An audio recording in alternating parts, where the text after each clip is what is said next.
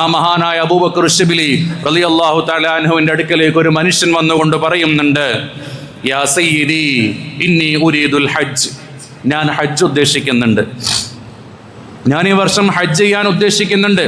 ഫഔസിനി ബിമാ യൻഫഉനി, അതുകൊണ്ട് എനിക്ക് ഉപകാരപ്പെടുന്ന നിർദ്ദേശങ്ങൾ അങ്ങ് നൽകിയാലും, എന്നെ അങ്ങൊന്ന് ഉപദേശിച്ചാലും, ഹജ്ജ് ചെയ്യുന്ന സമയത്ത് എനിക്ക് ഉപകാരപ്പെടുന്ന ചില നിർദ്ദേശങ്ങൾ അങ്ങനെയൊന്ന് പറഞ്ഞു തന്നാലും.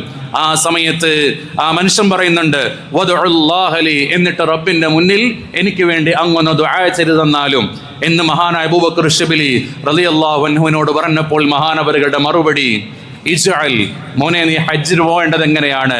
ഇജ്അൽ റുഫഖാഅക്കൽ മലായിക, നീ ഹജ്ജിന് പോകുന്ന സമയം നിന്റെ കൂട്ടുകാരായിട്ട് നീ മാലാഖമാരെ തിരഞ്ഞെടുക്കുക.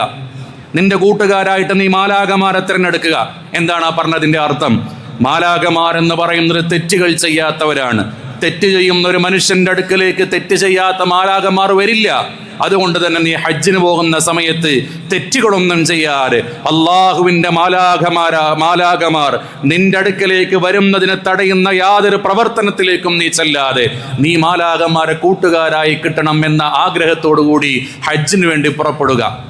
രണ്ടാമത് മഹാനവറുകൾ കൊടുത്ത മറുപടി, വ അനീസക്കൽ ഖുർആൻ, നിന്റെ സന്തോഷവും നിന്റെ ആനന്ദവും എല്ലാം ഖുർആനാക്കുക.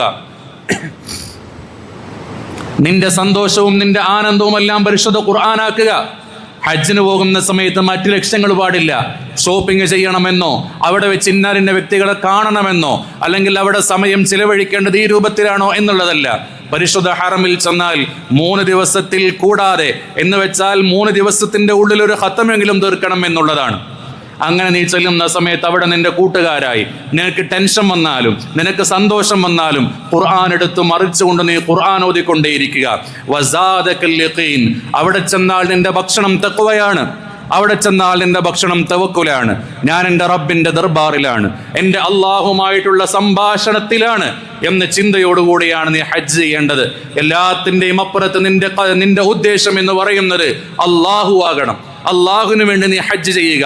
നീ തവാഫ് ചെയ്യുന്ന സമയങ്ങൾ മുഴുവനും ഹൃദയം കൊണ്ട് തവാഫ് ചെയ്യുക.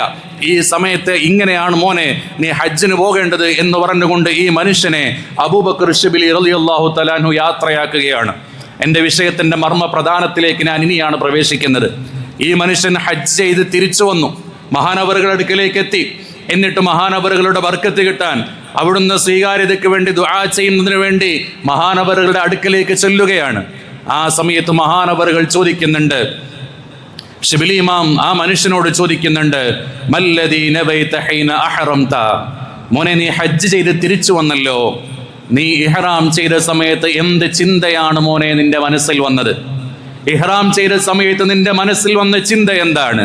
ആ സമയത്ത് ഈ മനുഷ്യൻ പറഞ്ഞു, അമിൽതു മാ അമിലൻ നാസു വമാ നവൈതു ശൈആ, പ്രത്യേകിച്ച് ചിന്തകളൊന്നും എൻ്റെ മനസ്സിലേക്ക് വന്നിട്ടില്ല.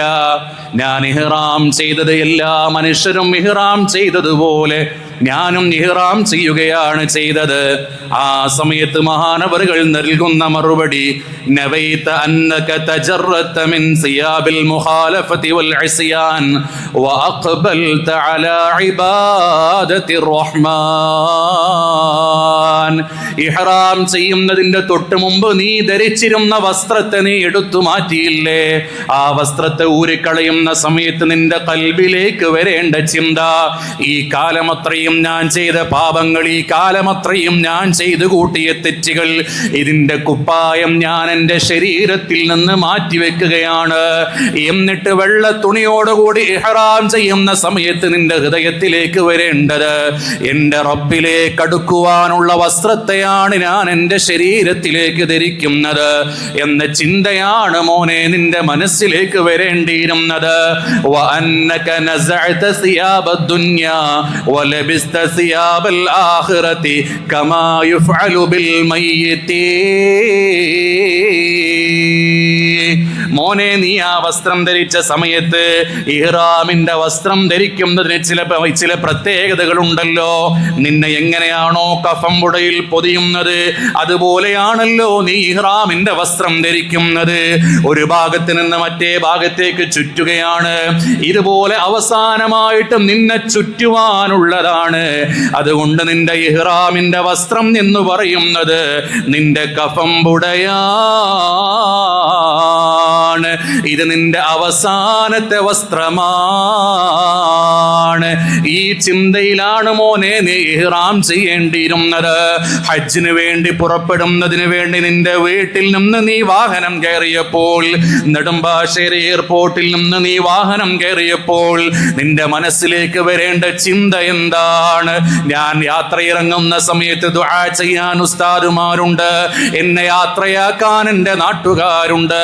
ഇതുപോലെ ഈ വാഹനം വന്നെന്നെ ഹാജിയായി സ്വീകരിച്ചു കൊണ്ടുപോകാൻ വന്നതുപോലെ നാളെ എൻ്റെ വീടിൻ്റെ മുറ്റത്താറുകാലിലുള്ള കട്ടിൽ വന്ന് കിടക്കാനുള്ളതാണ്. ആ വാഹനത്തിൽ ഞാൻ കയറുവാനുള്ളതാണ് എന്ന ചിന്തയാണ് ഹജ്ജിന് നീ പോകുന്ന വാഹനത്തിൽ കയറുന്ന സമയത്ത് നിന്റെ ഹൃദയത്തിലേക്ക് വരേണ്ടത് എന്ന് മഹാനായ അബൂബക്കർ ശിബിലി റളിയല്ലാഹു അൻഹു ഉപദേശിക്കുകയാണ്. കഴിഞ്ഞോ ഇല്ല, നീ തവാഫ് ചെയ്യുന്ന സമയത്ത് നിന്റെ ഹൃദയത്തിലേക്ക് വരേണ്ട ചിന്ത എന്താണ്? അന്നക തതൂഫു ബിഅർശിർ റഹ്മാൻ വതത്ലുബുൽ അഫ്വ വൽ ഗുഫ്റാൻ. അതേ മേലെ സൂര്യനുണ്ട്. ആ പകൽ സമയത്ത് കഅബയെ നീ വലയം ചുറ്റുന്ന സമയത്ത് ഈ കാലം അത്രയും ചെയ്തു കൂട്ടിയ ദോഷങ്ങളൊന്ന് പുറത്തു കിട്ടിയിരുന്നെങ്കിൽ അതിനു വേണ്ടി അർശിന്റെ മുന്നിലാണ്, അർശിന്റെ ചുറ്റുമാണ് ഞാൻ തവാഫ് ചെയ്യുന്നത് എന്ന ചിന്തയിലാണ് മോനെ നീ തവാഫ് ചെയ്യേണ്ടിയിരുന്നത്. ഹജറുൽ അസ്വദ് മുത്താൻ വേണ്ടി നീ പുറപ്പെട്ട സമയത്ത് നിന്റെ ഹൃദയത്തിലേക്ക് വരേണ്ട ചിന്ത എന്താണ്? എത്രയോ പ്രവാചകന്മാര് ചുംബിച്ച കല്ലാണ്, എത്രയോ ഔലിയാക്കൾ ചുംബിച്ച കല്ലാണ്, ആരിഫീങ്ങൾ ചുംബിച്ച കല്ലാണ്. ഈ കല്ലിൽ ഞാൻ ചുംബിക്കലോടുകൂടെ എൻ്റെ എല്ലാ തെറ്റുകളും ഒന്ന് മായ്ച്ചു കിട്ടിയിരുന്നെങ്കിൽ എന്നാണ് മോനെ നീ ചിന്തിക്കേണ്ടത്. ഇനിയോ നീ സഅയ് ചെയ്യുന്ന രംഗമുണ്ടല്ലോ, ബൈന സഫാ വൽ മർവ. സഫാ മർവയുടെ ഇടയിൽ നീ സഅയ് ചെയ്യുന്ന സമയത്ത് ഒരു കുഞ്ഞിനെ പ്രസവിച്ചുകൊണ്ട് ആവലാദികളോട് കൂടെ ഓടിയ മഹദിയായ ഹാജറ ഉമ്മയുടെ മനസ്സ് നിന്റെ ഖൽബിലേക്ക് വരേണ്ടതുണ്ട്. അവിടെ വരേണ്ട ചിന്ത എന്താണ്? അന്നക തസ്ആ ബൈന സുഫൂഫി യൗമിൽ ഖിയാമത്തി ഹാഫിയൻ ഉരിയാനൻ തർഗബുല്ലാഹ്. ഖിയാമത്ത് നാളിൽ ഓരോ സഫുകൾക്കിടയിലൂടെ നീ ഓടുന്ന രംഗമാണ്. ശഫാഅത്ത് നേടിക്കൊണ്ട് സ്വർഗത്തിലേക്കോ നരകത്തിലേക്കോ എന്ന് ചിന്തിച്ചുകൊണ്ട് ആവലാതിപ്പെട്ട് കരഞ്ഞുകൊണ്ട് ഓടുന്ന ചിന്തയാണ് സഫാ മർവയിലൂടെ ഓടുന്ന സമയത്ത് നിന്റെ ഖൽബിലേക്ക് വരേണ്ടത്. അതേ അവസാനം ഹജ്ജിൽ നിന്ന് തഹല്ലുലാകുന്നതിന് വേണ്ടി നിന്റെ തലമുടിയെ നീ വടിച്ചു കളയുന്ന രംഗത്ത് നിന്റെ ഖൽബിലേക്ക് വരേണ്ടത്. അതേ എൻ്റെ എല്ലാ തെറ്റുകുറ്റങ്ങളും ഞാൻ വടിച്ചു കളയുകയാണ്. എൻ്റെ ഓരോ രോമങ്ങളും പോയി എൻ്റെ തലയിൽ രോമങ്ങളില്ലാത്ത അവസ്ഥ വരുന്നത് പോലെ എൻ്റെ സഗീറഹാ വ കബീറഹാ ഹഖീറഹാ വ ജലീലഹാ, ഞാൻ ചെയ്ത ചെറുതും വലുതുമായ അറിഞ്ഞും അറിയാതെയും ചെയ്തു പോയ എല്ലാ തെറ്റുകളുമാണ് എൻ്റെ തലയിൽ നിന്ന് ഒഴിഞ്ഞു പോകുന്നത് എന്ന ചിന്തയോടുകൂടെയാണ് മോനെ നിന്റെ തലമുടി നീ വടിച്ചു കളയേണ്ടത്. എന്നിട്ട് മഹാൻ പറയുന്ന ഒരു വാചകം കൂടിയുണ്ട്, വറമൈതഹാ അൻക ഫലാ തഊദു ലിമിസ്ലിഹാ അബദാ കമാ ലാ യഊദു ശഅറക ഇലാ റഅസിക. നീ വടിച്ചു കളഞ്ഞ തലയിലെ രോമങ്ങൾ ഇനി ഒരിക്കലും നിന്റെ തലയിലേക്ക് തിരിച്ചു വരില്ലല്ലോ എന്നതുപോലെ നീ ഒഴിവാക്കി കളഞ്ഞ നിന്റെ ദോഷങ്ങൾ ഇനി ഒരിക്കലും നിന്റെ ശരീരത്തിലേക്ക് തിരിച്ചു വരാൻ പാടില്ല എന്ന നീയത്തോടു കൂടെയാണ് മോനെ നീ നിന്റെ തലമുടി വടിച്ചു കളയേണ്ടത്. എത്ര മനോഹരാണ് ഹജ്ജ്. ഓരോ രോമങ്ങൾ കളയുമ്പോൾ ഇതെൻ്റെ തെറ്റുകളാണ്, എൻ്റെ ദുശ്ശീലങ്ങളാണ്. ഈ കളഞ്ഞ രോമങ്ങൾ ഇനി എൻ്റെ തലയിലേക്ക് തിരിച്ചു കയറാൻ പോകുന്നില്ല. എന്നതുപോലെ ഹജ്ജ് ചെയ്യുന്നതോടുകൂടെ ഇതുവരെ ചെയ്ത തെറ്റുകൾ, ശീലങ്ങൾ, ദുശീലങ്ങൾ എല്ലാം മാറി ഇന്ന് തൊട്ട് ഞാൻ പുതിയൊരു മനുഷ്യനാണ്. ഇന്ന് തൊട്ട് പുതിയൊരു മനുഷ്യനാണ്. ജംറകളിലേക്ക് കല്ലെറിയുന്ന സമയത്ത് ഞാൻ വലിച്ചെറിയുന്നത് എൻ്റെ ദുഷിച്ച ചിന്തകളാണ്, ശൈത്വാനിയായ പ്രേരണകളാണ് എന്നതാണ് ഞാൻ വലിച്ചെറിയുന്നത് എന്ന ബോധ്യത്തോടു കൂടി വലിച്ചെറിയുക. അങ്ങനെ എല്ലാം കഴിഞ്ഞ് തലമുടി വടിക്കുന്നതോടുകൂടെ, നിന്റെ തലയിലുള്ള മുടികൾ നീക്കം ചെയ്യുന്നതോടുകൂടെ നിന്റെ കൽബിലേക്ക് വരുന്ന ചിന്ത, നീ ഇപ്പോൾ തെറ്റുകളില്ലാതെ ഉമ്മ പ്രസവിച്ച മകനാണ്. നീ ഇപ്പോൾ തെറ്റുകളില്ലാതെ ഉമ്മ പ്രസവിച്ച മകനാണ്. നിന്റെ ദുശ്ശീലങ്ങൾ ഒഴിവാക്കി, പാപങ്ങൾ കരിച്ചു കളഞ്ഞു, ആഖിറത്തെക്കുറിച്ച് ചിന്തിച്ചു, നിന്റെ അഹങ്കാരത്തിന്റെ, അഹംഭാവത്തിന്റെ, ധനാഢ്യത്തിന്റെ വസ്ത്രങ്ങൾ അഴിച്ചു മാറ്റി നീ ഇഹ്റാം വസ്ത്രത്തിലേക്ക് കയറി. ഇന്നു മുതൽ നീ അള്ളാഹുമായിട്ട് അടുത്ത മനുഷ്യനാണ്. നിന്റെ കൂട്ടുകാർ ഇന്ന് മുതൽ മലക്കുകളാണ്. നിന്റെ ഭക്ഷണം ഇന്ന് മുതൽ തവക്കുലാണ്, തഖ്വയാണ്. ആ രൂപത്തിൽ ജീവിക്കുക. അതാണ് പരിശുദ്ധ റസൂൽ സ്വല്ലല്ലാഹു അലൈഹി വസല്ലമ തങ്ങൾ പറഞ്ഞ ഉമ്മ പ്രസവിച്ചതുപോലെയുള്ള ഹജ്ജ് എന്ന് പറയുന്നത്. ഈ മനുഷ്യൻ ആ സമയത്ത് കൊടുത്ത മറുപടി, ഞാൻ ഇങ്ങനെയൊന്നും കരുതിയില്ല എന്നാ. ഷിബിലി ഇമാമിനോട് ഞാൻ ഇങ്ങനെ ഒന്നും ചെയ്തിട്ടല്ല ഹജ്ജ് ചെയ്തത് എന്ന് പറഞ്ഞപ്പോൾ ഷിബിലി ഇമാം തിരിച്ചു കൊടുത്ത മറുപടി, മോനെ ഇർജിഅ വഹജ്ജ്, തിരിച്ചു പോയിക്കോ, ഒരു ഹജ്ജും കൂടി ചെയ്തു വാ, നീ ചെയ്തത് ഹജ്ജായിട്ടില്ല എന്നുള്ളതാണ്. അതുകൊണ്ട് എൻ്റെ പ്രിയപ്പെട്ടവരെ, നമ്മുടെ ദോഷങ്ങളെല്ലാം കഴുകിക്കളഞ്ഞ് അള്ളാഹുലേക്ക് അടുക്കാനുള്ള വഴിയായി നമ്മുടെ ജീവിതത്തിൽ ഹജ്ജ് മാറിക്കിട്ടണം.